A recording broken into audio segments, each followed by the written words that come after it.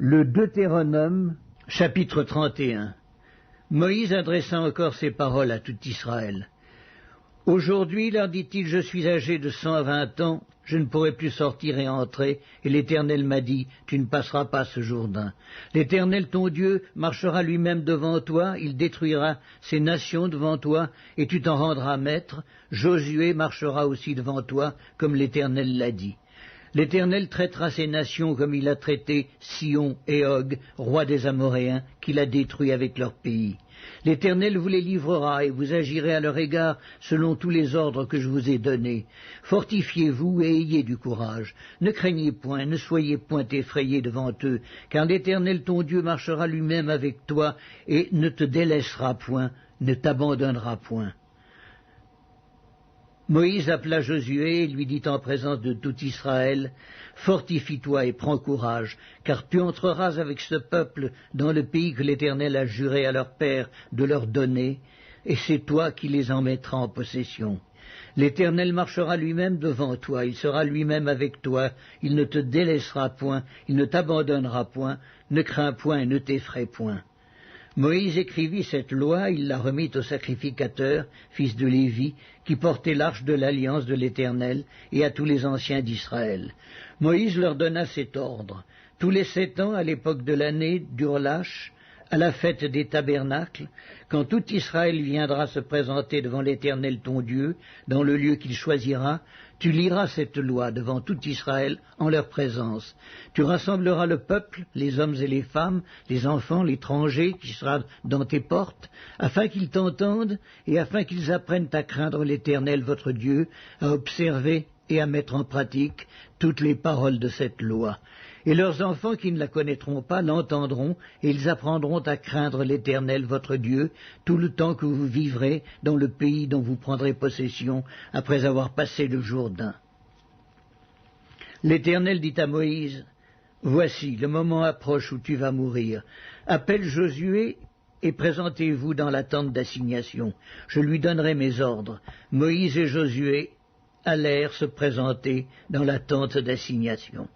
Et l'Éternel apparut dans la tente dans une colonne de nuée, et la colonne de nuée s'arrêta à l'entrée de la tente.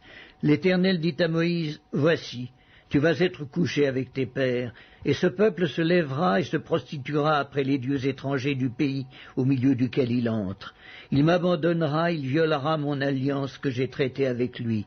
En ce jour-là, ma colère s'enflammera contre lui. Je les abandonnerai, je leur cacherai ma face. Il sera dévoré, il sera la proie d'une multitude de maux et d'afflictions. Et alors il dira, n'est-ce point parce que mon Dieu n'est pas au milieu de moi que ces maux m'ont atteint? Et moi je cacherai ma face en ce jour-là à cause de tout le mal qu'il aura fait en se tournant vers d'autres dieux. Maintenant écrivez ce cantique, enseigne-le aux enfants d'Israël, mets-le dans leur bouche, et que ce cantique me serve de témoin contre les enfants d'Israël.